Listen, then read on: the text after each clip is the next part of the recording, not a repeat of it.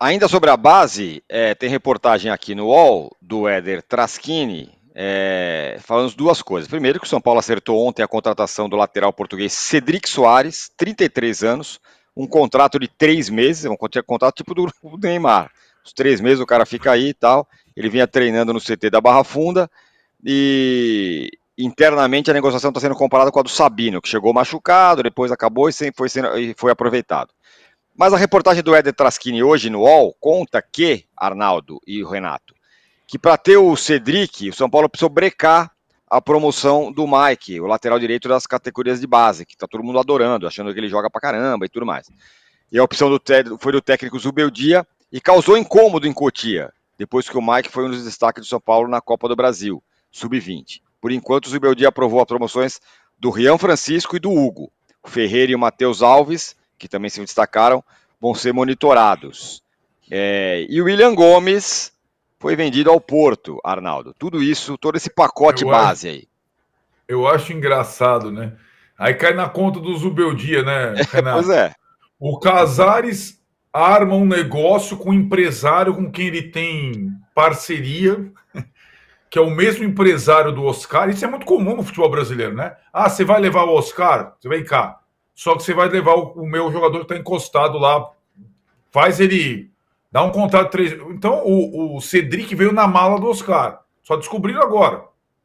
Né? O Bertolucci, um empresário que negociou o Oscar com o São Paulo, empurrou o Cedric, que não joga há um ano, para que ele aí cai na conta do Zubeldia. Você acha que o Zubeldia indicou o Cedric, Tironi? Lógico que não. Né? Vamos com calma. Eu acho engraçado essa coisa. E é bom para a gente esclarecer o torcedor que o técnico é o que menos tem responsabilidade nesse planejamento de aproveitamento da base ou de jogador veterano, meu velho. Aliás, o Zubeldia, eu acho que indicar jogador mesmo, acho que ele não indicou nenhum. Aliás, ele indicou. Mas não contrataram, acho que nenhum jogador indicado por ele até o momento. O que ele faz, muitas vezes, com as contratações da direção, tentar montar um time. E ele está juntando um quarteto, todo mundo acima de 30 anos, que jogou bem contra o Corinthians. Aí colocar a responsabilidade de Cedric versus Mike na costa do Zubeldia chega a ser risível, né? O Mike, o que o Zubeldia falou do Mike foi muito bem na Copa São Paulo, assim, uma coisa é jogar contra o ponto esquerda da base do Corinthians, outra coisa é jogar contra o Bruno Henrique, Michael, Memphis Depay, o Yuri Alberto e tal, né? Tem uma grande diferença. O Mike vai ser aproveitado aos poucos, mas ele não está pronto para jogar no profissional. Essa impressão causou incômodo em Cotia. Meu Deus do céu. A minha apuração é um pouco diferente. A turma campeã da Copa São Paulo começa a ameaçar os outros criados em Cotia, alguns mais velhos, que estão há tempos no profissional e não emplacaram, começam a ameaçar essa turma, que estava meio na zona de conforto. Inclusive, seria a questão do William Gomes, que pode ser negociado com o Porto. Né? Está sendo negociado com o Porto. Mas não é o Cedric que vai impedir a ascensão. Aliás, o Sabino foi a mesma coisa. Você acha que o Zubeldia indicou o Sabino, Tironi? Né? O Muricy indicou o Sabino. O Sabino ficou 3 meses lá nesse contrato tampão. Entrou, jogou bem, a torcida gostou, ele foi e teve a prorrogação do contrato. Por isso que eles estão elegendo essa segunda experiência agora com o jogador estrangeiro como esse caso novo em relação ao Sabino. E não tem, de novo, nada a ver com indicação do treinador.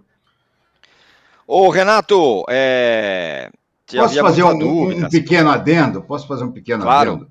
Essa história do Cedric vindo na mala do Oscar, como disse o Arnaldo, me lembra muito, nos anos 70, 80, uma época que você contratava um jogador e vinha outro de contrapeso. Era muito comum isso. E, curiosamente, na maioria das vezes, o do contrapeso era melhor do que o titular, do que o cara que veio. Juninho Pernambucano veio para o Vasco de contrapeso, de um outro cara que eu nem me lembro mais o nome dele. Do Leonardo, né? Um atacante. Leonardo. Leonardo.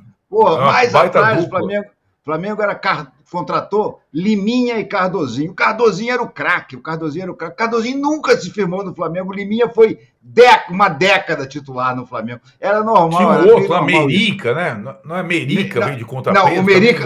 Não, o Merica veio de peso mesmo. De peso. Meriquinha. Era pequenininho, mas o que batia, meu amigo, era uma coisa séria. Eu gostava que ele batia em todo mundo.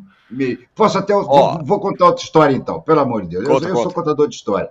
Você sabe que o Edu, muita gente que viu o Edu jogar, eu vi o Edu jogar, considerava ele tão bom quanto o Zico. E, de fato, o Edu jogava muita bola. A diferença era o Jorge Cury, o narrador. Sabe por quê?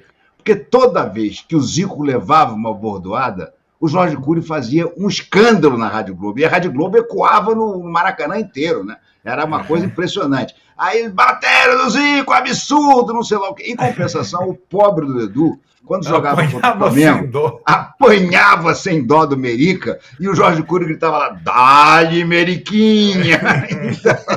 Na verdade, a diferença entre os dois foi rigorosamente essa. Sensacional. Não é uma época menos gloriosa, vamos dizer assim, do Flamengo, mas teve aquele pacote do Ipatinga, né, que o Flamengo trouxe. E o cara que teve mais sucesso foi aquele volante, Jailton, é isso? Esse foi o que acabou ficando mais tempo lá, e era um contrapeso também. Esse era ruim que dá dó. O craque era o Walter Minhoca. Walter Minhoca.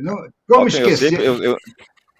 Walter Minhoca usou a 10 do Flamengo, cara, acredite se usou a 10 do Flamengo.